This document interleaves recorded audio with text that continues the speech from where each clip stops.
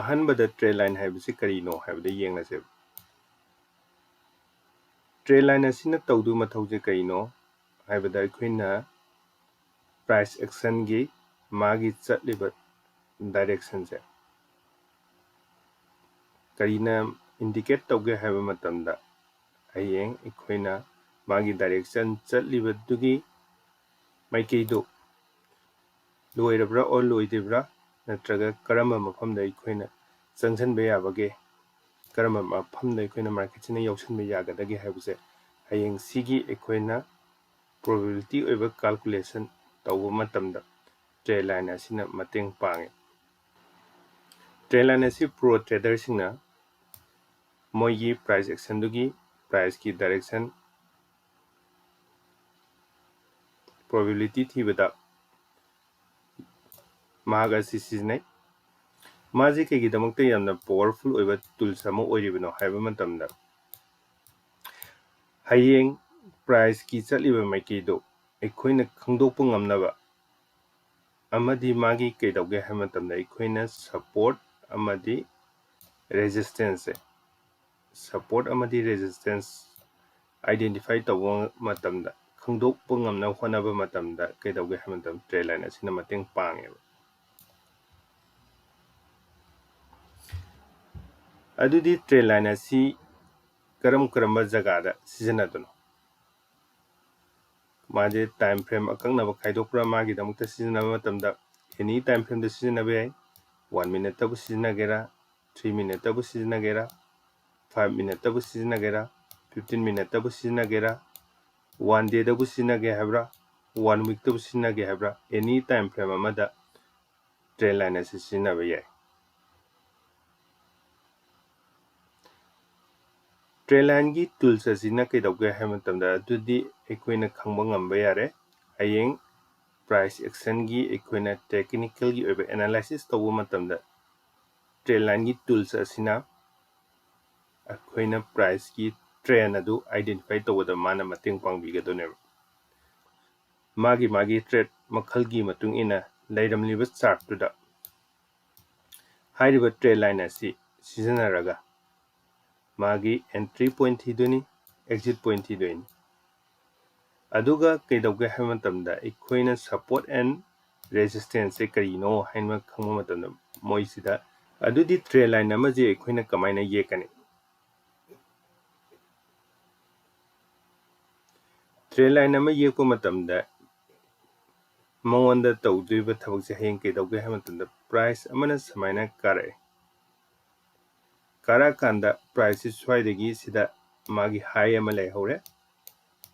high दुदगी अमुक price कुमधरे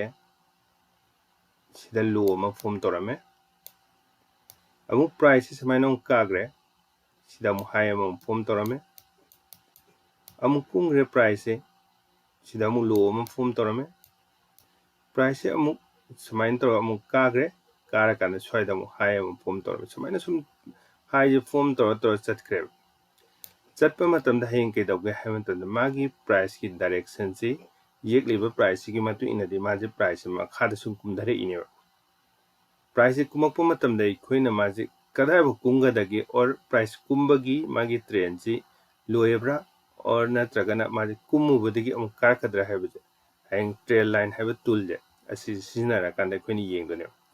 हाइरिबा सिंजे इखोइना हयें मागी समाइना अवांगबा मु कारो कांदा कुमधरकपा एरिया अवांगबा म कारो कांदा कुमधरकपा एरिया अवांगबा म कारो कांदा कुमधरकपा एरिया हाइरिबा पॉइंट जे थिदोकपिरो अदुगा हाइरिबा पॉइंट सिंजे माजे जॉइन तौगदबने जॉइन तरो येकदबनी हाइरिबा येइबा मोंगसिबु इखोइना करी कौगे हाइबा मतमदा ट्रेन लाइन कौवे ट्रेन लाइन जे अमुक कइदौगे समाइना अवांगबा पॉइंट सिंजे समनरा कांदा इखोइना ट्रेन अमा आइडेंटिफाई तौगनेना हाइरे हुजे अदु तारगदी अवांगबा खतंग ओइदुरबा अदुसु नत्रिबा मासे ट्रेन लाइन येकपा याबे मोंगसे प्राइस सोमदा अमुक मथकलमदा काखलकपदसु येकपा यारी समाइना काखलकपा मतमदा माजे कदाइ कागिगदगे हाइबसी हयें अइखोइना मसिगी प्रोबेबिलिटी एम थीबा मतमदा ट्रेन लाइन असि टूल असिना खंगदोकपा याबगी प्रोबेबिलिटी यामना वांगे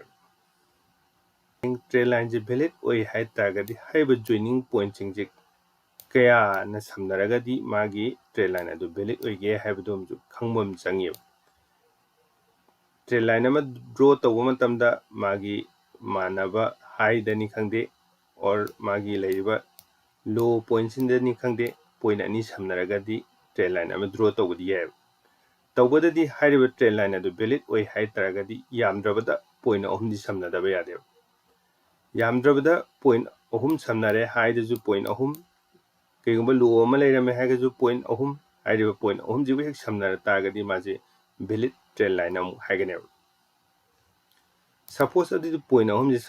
समनरे कांदा हेंग कईदौगे हाइ मतमदा प्राइस न कार कांदा मा पॉइंट अहुम जे समनग्रे बजे सिगी ट्रेन लाइन अदगी मथंग दम प्राइस न कमाइन तौगे हाइ मतमदा प्राइस न समाइन कुमथरा काने स्वाइगी जगा समाइन मते थुगारगा समाइन ले तागत हाइ ट्रेन लाइन अमु वैलिड ओइरो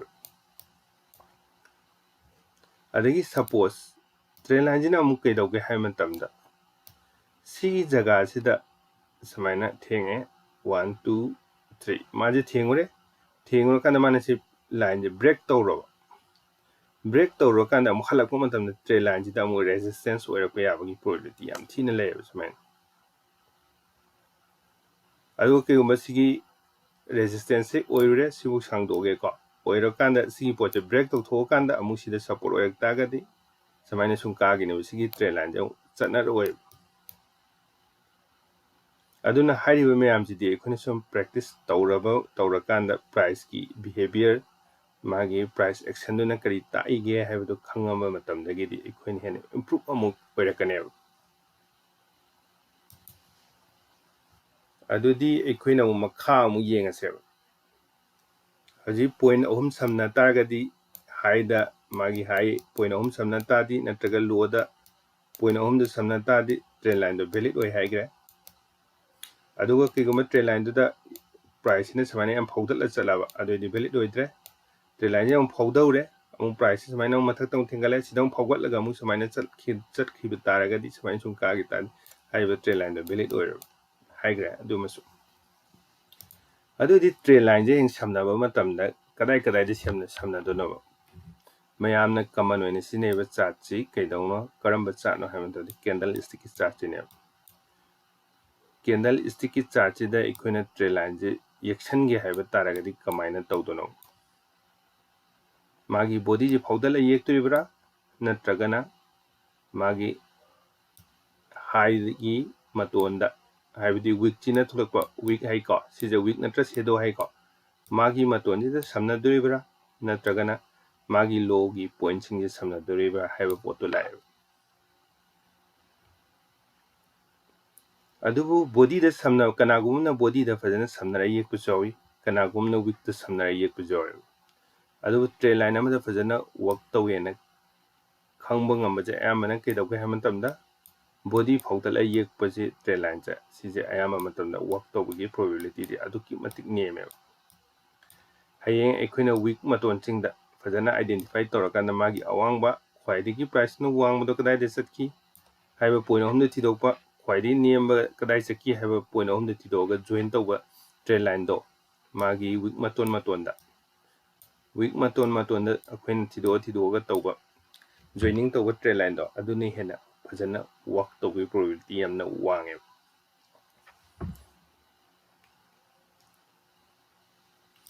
अदगी मथंग दम के दौगे हम तब ट्रेन लाइन की कंसेप्ट से अखोइना हयेंग माजे सपोर्ट एंड रेजिस्टेंस ओइनसु वर्क तौवे करी मरंगिनो हाइबा मतंदा प्राइस ने समाय काखलकनी काखला काना मागी वैलिड जे ओइरा काना माने हेंग प्राइस से समाय तौगा सिगी प्राइस हे फौदत तादे अमु प्राइस नो सिगी लाइन सिदा रेजिस्टेंस ओइना वर्क तौकने समाय सिना अप ट्रेंड लेरेको अदगी अमुक डाउन ट्रेंड चलिबा प्राइस अमना समायना चटख्रे लॉजी डाउन ट्रेंड अमदा हाइरिबा ट्रेंड असिदा हेंग प्राइस ने समाय फौदत की मतमदा सिदा सुमाना रेजिस्टेंस अम ओइना वर्क तौरपा याबगी चांस अम ले अदुना केदौगे हाइ मतमदा ट्रेन लाइन जे केदौगे हाइ मतमदा इखोना सपोर्ट अमदी रेजिस्टेंस ओइनासु इखोना ट्रीट तौवे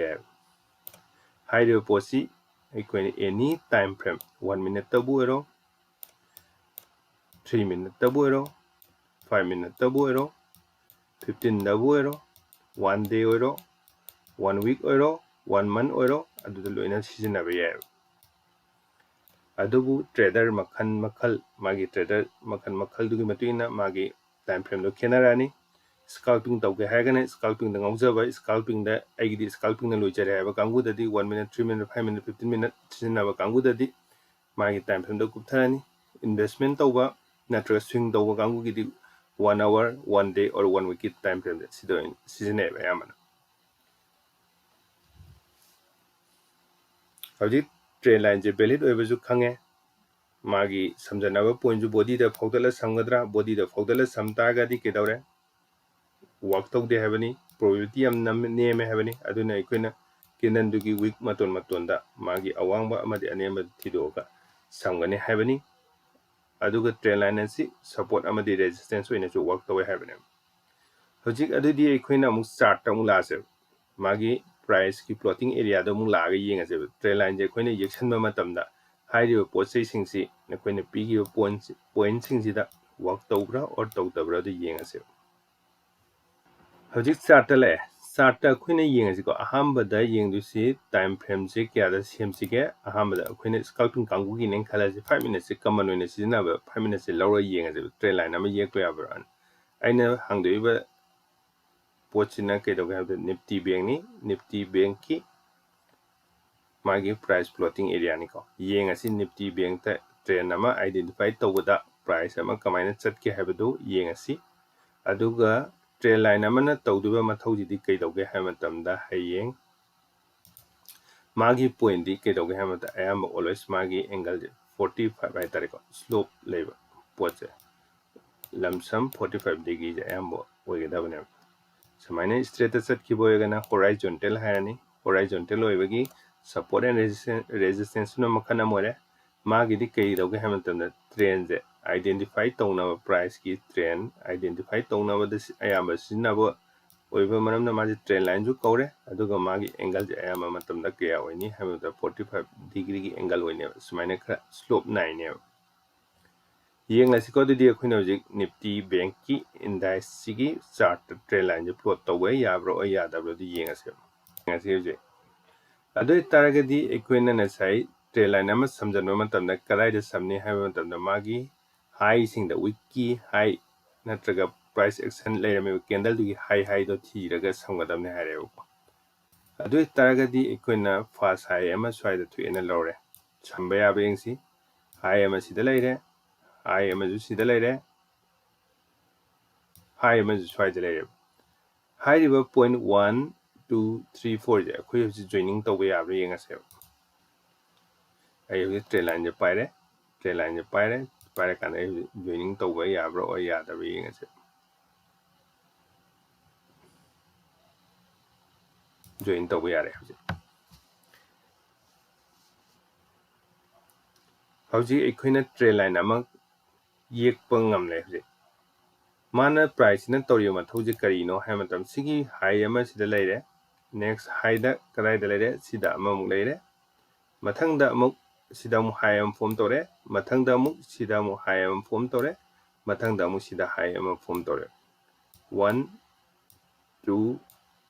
3 4 5 6 ꯑꯗꯨ ꯑꯣꯏꯇꯥꯔꯒꯗꯤ ꯑꯩꯈꯣꯏꯅ ꯇ꯭ꯔꯦꯟꯁꯦ ꯀꯩꯗꯧꯒꯦ ꯍꯥꯏꯕꯗ ꯄ꯭ꯔꯥꯏꯁꯁꯤꯒꯤ ꯇ꯭ꯔꯦꯟꯁꯦ ꯗꯥꯎꯟ ꯇ꯭ꯔꯦꯟꯅꯤ ꯂꯩꯔꯤꯕ ꯀꯟꯗꯤꯁꯟꯁꯦ ꯑꯗꯨꯒ ꯇ꯭ꯔꯦꯟ ꯂꯥꯏꯟ ꯑꯁꯤꯅ ꯏꯟꯗꯤꯀꯦꯠ ꯇꯧꯔꯤꯕꯁꯦ ꯀꯩꯅꯣ ꯍꯥꯏꯕ ꯃꯇꯝꯗ ꯄ꯭ꯔꯥꯏꯁꯁꯤꯅ ꯍꯥꯏꯔꯤꯕ ꯂꯦꯚꯦꯜꯁꯦ ꯁꯤꯁꯦ ꯀ꯭ꯔꯣꯁ ꯇꯧꯕ ꯉꯝꯗꯅ ꯁ꯭ꯃꯥꯔꯠ ꯃꯅꯤ ꯃꯌꯥꯝ ꯑꯃꯅ ꯀꯩꯗꯧꯒꯦ ꯍꯥꯏꯕꯗ ꯄ꯭ꯔꯥꯏꯁꯁꯦ ꯄꯨꯊꯅꯕ ꯍꯣꯠꯅꯔꯤꯌꯦꯕ ꯄ꯭ꯔꯥꯏꯁꯁꯦ ꯄꯨꯊꯔꯒ ꯆꯠꯈ꯭ꯔꯤ ꯄꯨꯊꯔꯒ ꯁꯨꯝ ꯆꯠꯈ꯭ꯔꯦ ꯑꯗꯨꯒ ꯀꯩꯗꯧꯒꯦ ꯍꯥꯏꯕ ꯄ꯭ꯔꯥꯏꯁꯁꯦ ꯀꯨꯝꯈ꯭ꯔꯦꯕ ꯍꯌꯦꯡ ꯄ꯭ꯔꯥꯏꯁꯁꯤꯅ ꯑꯩꯈꯣꯏꯅ ꯀꯥꯏꯅ ꯂꯧ ꯇꯥꯔꯗꯤ ꯀꯩꯗꯧꯅꯤ ꯍꯥꯏꯕ ꯃꯇꯝꯗ ꯁꯤꯒꯤ ꯂꯦꯚꯦꯜꯁꯦ ꯕ꯭ꯔꯦꯛ ꯇꯧꯔꯀꯥꯟꯗ ꯀꯩꯗꯧꯅꯤ ꯍꯌꯦꯡ ꯄ꯭ꯔꯥꯏꯁꯁꯤꯅ ꯁꯤꯒꯤ ꯑꯦꯔꯤꯌꯥꯁꯦ ꯑꯃꯨꯛ ꯁꯞꯄꯣꯔꯠ ꯑꯃꯨꯛ ꯂꯧꯔꯛꯈꯤꯅꯦꯕ ꯍꯥꯏꯕ ꯃꯇꯝꯗ ꯀꯩꯗꯧꯒꯦ ꯍꯥꯏꯕ ꯃꯇꯝꯗ ꯃꯥꯔꯀꯦꯠꯁꯤꯅ ꯃꯊꯛ ꯀꯥꯅꯤꯡꯕꯒꯤ ꯃꯥꯒꯤ ꯁꯤꯝꯕꯣꯜ ꯐꯪꯕ ꯍꯧꯔꯛꯀꯅꯦꯕ ꯁꯤꯁꯦ ꯀꯩꯗꯧꯏ ꯍꯥꯏꯕ ꯃꯇꯝꯗ ꯃꯥꯁꯤ ꯔꯦꯖꯤꯁꯇꯦꯟꯁ ꯑꯃ ꯑꯣꯏꯅꯁꯨ ꯋꯥꯔꯛ ꯇꯧꯔꯦꯀꯣ ꯁꯤꯅꯤ ꯇ꯭ꯔꯦꯟ ꯂꯥꯏꯟ ꯑꯃꯅ ꯇꯧꯔꯤꯕ ꯃꯊꯧꯁꯦ ꯑꯗꯨꯒ ꯇ꯭ꯔꯦꯟ ꯂꯥꯏꯟ ꯑꯃꯒꯤ ꯃꯥꯒꯤ ꯚꯦꯂꯤꯠ ꯄꯣꯏꯟꯠꯗꯤ ꯀꯩꯅꯣ ꯍꯥꯏꯕ ꯃꯇꯝꯗ sumba magi price action dugi candle dugi high do high sing je magi joining point sing ne asida lui samna ga da ne high ba jaga si je samna ra ye ka da ne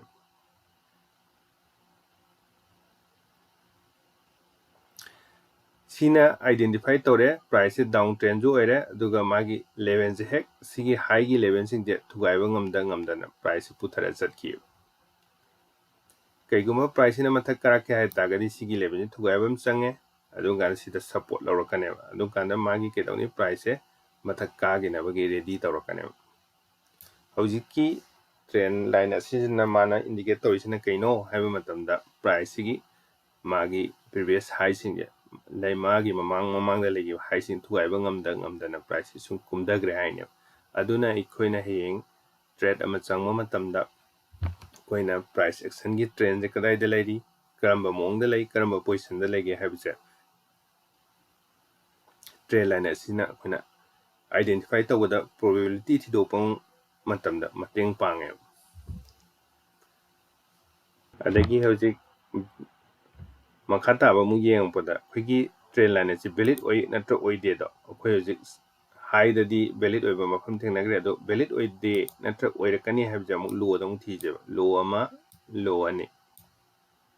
sigi low ani sida punjalaga hojik thije masigi trend line je khoina kankan da valid oigani habadogi pramana mu yengsi ko hojik trend line ama I draw tawrage sigi low jidagi sigi low je joining tawrage ko okay hojik trend line amje price ke doge hamda sigi loji nasagi sigi swing loji na thugaiba ngamdre price sigi loji sigi swing loji na thugaiba ngamdana chatkheba adubu trend line amadi ye maje kya point kya na sami point ani na ji sami ngasai ekhoina horokpa matamda de kari hagi hamda trend line je valid oigi hade point ohum touch tawba daka lai habane aduna sigi trend line je valid oiraba oidriba hangwa matamda hairiba trend line as valid oidriba hayeng kiguma price magi hojik leiba current gi price asina chatluraga sum swaida amuka thenga kana mana karak taagdi ke dawge hamatan haiba trend line se valid oirani aduga price ke dawge hamatan low singje low 1 low 2 haiba low singje thugaiba ngamdribani na price ke dawge hamatan mathakta kaningbagi mutta lairi haina lawganeba aduna ke dawge hamatan nifty bank haiba index ki magi price hojik leiriba position je kaino hamatan maje makhada kumningdriba sigi trend line jina valid oilake haigadi sida support ama lawam change or another mana sigi price break toroga chatkhiba ta sigi level he break toroga chakita de ma makhada kumninga kane kumdhara kane hauji adudi ekhoina ure mamangda valid oiba trend line sijina ekhoina hojik point ani di touch tawga line amdi yekpa ngame aduga ke dawge hamatan haiba trend line je valid oidriba low je ahum phana thiba ngamdriba yamdrabda point ahum di touch tawgadana ahum hek pharakpa matamda haiba trend line ase work tawina lawgane karigumba ahum hek phadabida point ani jida tawga price break tawga makhada samain tawrama haigalaba adudi haiba trend line ase koina valid oin lawraroi work tawraroi price na hek kaikraba work tawroi price na swaidang nairaba samainaga adoi targadi haiba trend line su valid oiroi adoi di ekhoina hojik index de yengamni ekhoina any stock amada heta pukhalaga mu yengse swai stock ama heta khalaje ekhoina ko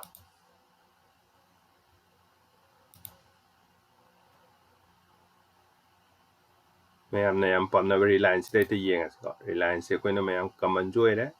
mayamna ju khangnaba company amani haiba reliance de anytime frame amda hongdo yengase hojik ahama 5 minute tot kre khoi hojik kitang wang khalaga 1 hour gumba natra 1 day time frame de te yengase reliance sina kamain tawga koina siji trend line phangbra or phangdabra valid trend line yawbra yawdabra yengthoja okay hojik trend line ama yekphu matamda ikoina samduji yamdrabada valid oi haitagadi magi point ohumda samnadone adu taragadi hoji ikoina sigi line sida valid point ohum phangba yengasi swing high ohum thidwe koina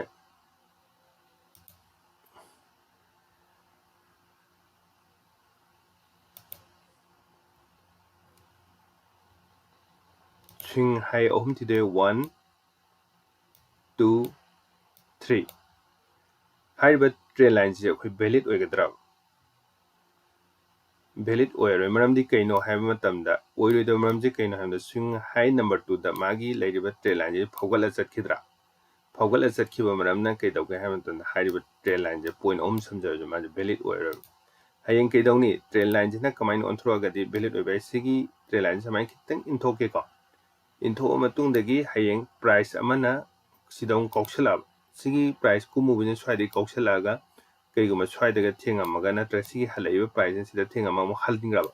aduidi haiba trend line sida point ahum join tawrena lawrakanda hayeng ikoi sije valid nena akhona work tawgane hawiti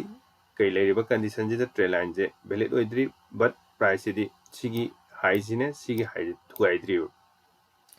aduna kedawa ma sida mu high am semjalamaga sigi high je thuaiba ngamdana price na kungreba kumibani na hojbo ma je kedawge hamta bearish position e malai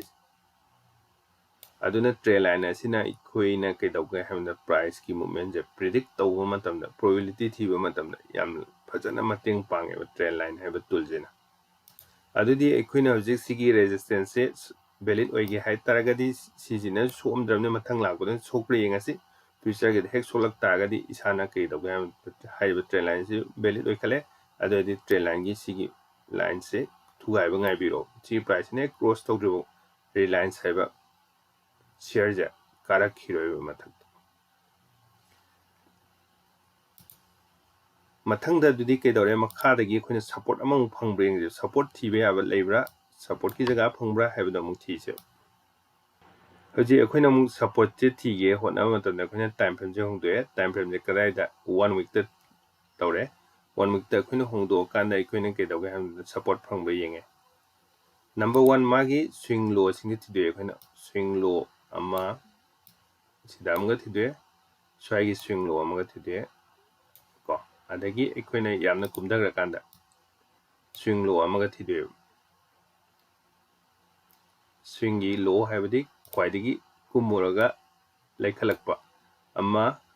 kumuraga laikhalakpa point singduni ko ina hoji thije kumuraga laikhalakpa point amma leire swaide ju point am leire swaide ju point am leire swaide ju point am leire swaide ju point am leire swaide ju point am leire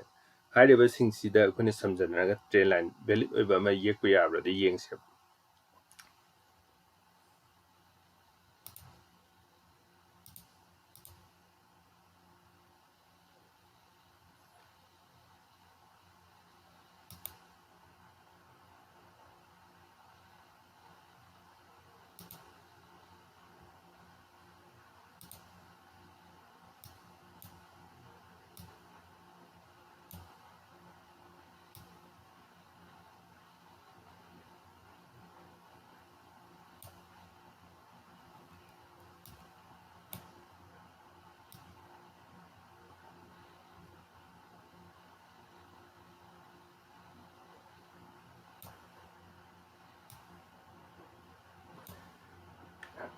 koina time frame khonga ju thiba matamda akhoi je ke dawge ham ta valid oiba trend line phangba ngamdre ramdi kaina ha da week ki maton je koina phajana cross tawraga samba ngamba phangdre habdi week maton mayam swing low gi week maton mayam samjanba ngamde yengse samaina tawga chingaga di samjanba yabra haigadi siju yade mamdi sida price phaudat khabanina hariba ikoina yekko matamda haiba trend line je valid ne law yaro mamdi price ki low singina laiba lines tegi forga chatkiba gi access bank haiba pochi da ikoina valid oiba support ki point thiba ngamre ngase sida ikoina kedawe low ama sida low ama swing low ama sida swing low am leire swingi low hek kai tharo kakhatkiba swingi low hek kai tharo kakhatkiba hek kai tharama kakhatkiba hariba point ahumje akhoi hoji thido matungda hariba pochi akhona valid trend line ama singba yabra yengase sigi maton singje join tawbiro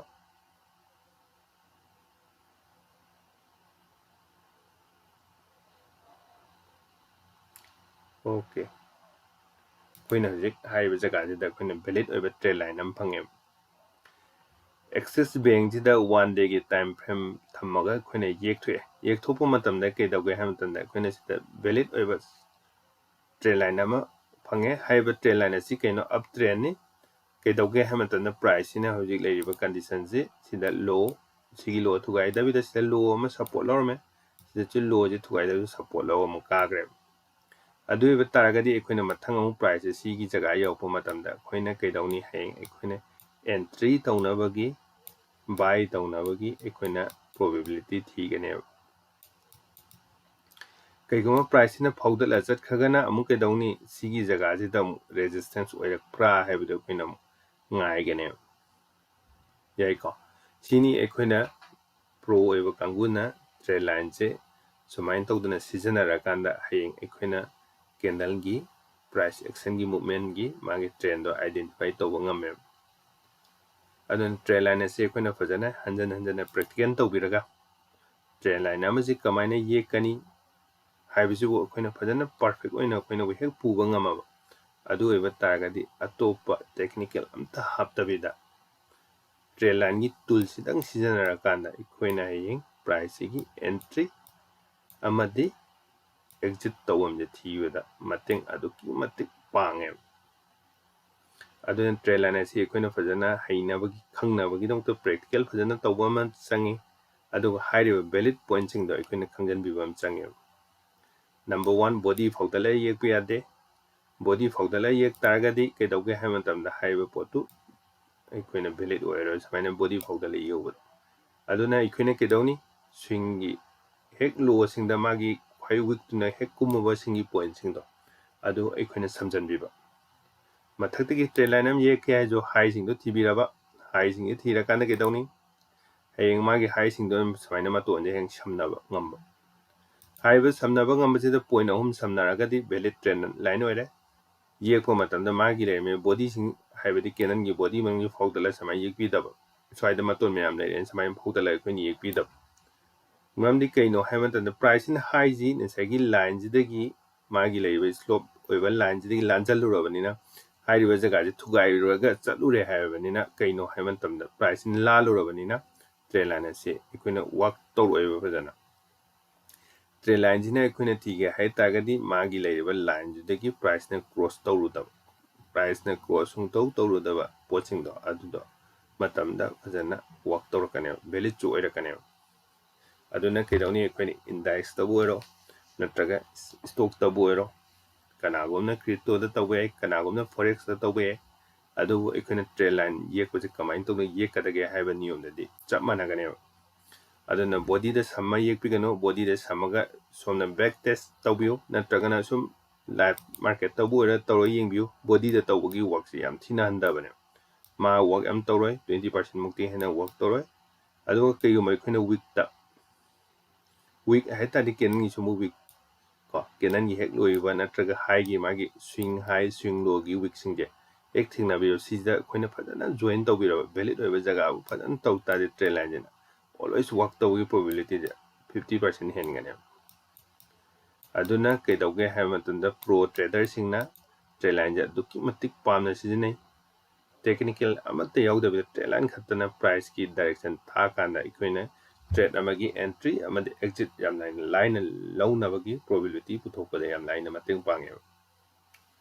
ꯃꯁꯤꯅꯤ advance price ꯑꯦꯛꯁꯟꯒꯤ ꯌꯥꯝꯅ ꯀꯥꯟꯅꯔꯕ tool ꯃꯈꯜ ꯑꯃ train line ꯍꯥꯏꯔꯤꯕꯁꯦ ꯑꯁꯤꯕꯨ ꯃꯌꯥꯝꯅ pro ꯑꯣꯏꯕ ꯇ꯭ꯔꯦꯗꯔꯁꯤꯡꯅ ꯌꯥꯝꯅ ꯄꯥꯝꯅ ꯁꯤꯖꯤꯟꯅꯩ ꯃꯁꯤ ꯑꯩꯈꯣꯏꯅ ꯄ꯭ꯔꯦꯛꯇꯤꯀꯦꯜ ꯇꯣꯏꯅ ꯇꯧꯕꯤꯔꯣ ꯄ꯭ꯔꯦꯛꯇꯤꯀꯦꯜ ꯇꯣꯏꯅ ꯇꯧꯕꯤꯔꯀꯥꯟꯗ ꯇ꯭ꯔꯦꯟ ꯂꯥꯏꯟ ꯑꯃꯁꯨ ꯐꯖꯅ ꯑꯥꯏꯗꯦꯟꯇꯤꯐꯥꯏ ꯇꯧꯕ ꯉꯝꯕ꯭ꯔꯥ ꯌꯦꯡꯕꯤꯔꯣ ꯕꯦꯛ ꯇꯦꯁꯁꯨ ꯇꯧꯕꯤꯔꯣ ꯀꯃꯥꯏꯅ ꯋꯥꯛ ꯇꯧꯒꯦ ꯍꯥꯏꯕꯗꯣ ꯑꯗꯨꯒ ꯐ꯭ꯌꯨꯆꯔꯗꯁꯨ ꯂꯥꯏꯚ ꯃꯥꯔꯀꯦꯠꯁꯤꯡꯗ ꯌꯦꯛꯊꯣꯛꯑ ꯊꯝꯕꯤꯌꯣ ꯋꯥꯛ ꯇꯧꯕ꯭ꯔꯥ ꯇꯧꯗꯕ꯭ꯔꯥꯅ ꯑꯗꯨꯝ ꯀꯥꯟꯗ ꯁꯨꯝ ꯄ꯭ꯔꯦꯛꯇꯤꯀꯦꯜ ꯇꯣꯏꯅ ꯇꯧꯔꯀꯥꯟꯗ ꯇ꯭ꯔꯦꯟ ꯂꯥꯏꯟꯒꯤ ꯀꯥꯟꯅꯕꯁꯦ ꯈꯪꯉꯛꯀꯅꯦꯕ ꯑꯗꯨꯅ ꯑꯩꯈꯣꯏꯅ ꯇ꯭ꯔꯦꯟ ꯂꯥꯏꯟꯁꯤ ꯌꯦꯛꯑꯒ ꯄ꯭ꯔꯦꯛꯇꯤꯀꯦꯜ ꯇꯧꯔꯀꯥꯟꯗ ꯚꯦꯂꯤꯠ ꯑꯣꯏꯕ ꯑꯣꯔ ꯚꯦꯂꯤꯠ ꯑꯣꯏꯗꯕ ꯑꯅꯤꯁꯦ ꯊꯤꯗꯣꯛꯀꯗꯕꯅꯤ ꯈꯪꯗꯣꯛꯀꯗꯕꯅꯤ ꯑꯗꯨꯀꯥꯟꯗ ꯑꯩꯈꯣꯏꯅ ꯑꯦꯟꯇ꯭ꯔꯤ ꯑꯃꯗꯤ ꯑꯦꯛꯖꯤꯠ ꯂꯧꯕ ꯃꯇꯝꯗ ꯌꯥꯝꯅ ꯂꯥꯏꯅ ꯂꯧꯕ ꯉꯝꯅꯕꯒꯤ ꯇꯨꯜ ꯑꯁꯤꯅ ꯃꯇꯦꯡ ꯄꯥꯡꯒꯅꯦꯕ ꯇ꯭ꯔꯦꯟ ꯂꯥꯏꯟꯒꯤ ꯃꯇꯥꯡꯗ ꯚꯤꯗꯤꯑꯣ ꯑꯁꯤ ꯑꯁꯤꯗ ꯂꯣꯏꯁꯤꯟꯖꯔꯦ ꯌꯦꯡꯕꯤꯔꯕ ꯚꯤꯌꯨꯑꯔꯁꯤꯡꯕꯨ ꯑꯃꯨꯛ ꯍꯟꯅ ꯃꯉꯥꯜ ꯇ꯭ꯔꯦꯗꯤꯡ ꯑꯦꯀꯥꯗꯃꯤꯅ ꯊꯥꯒꯠꯆꯔꯤ ꯊꯦꯡꯛ ꯌꯨ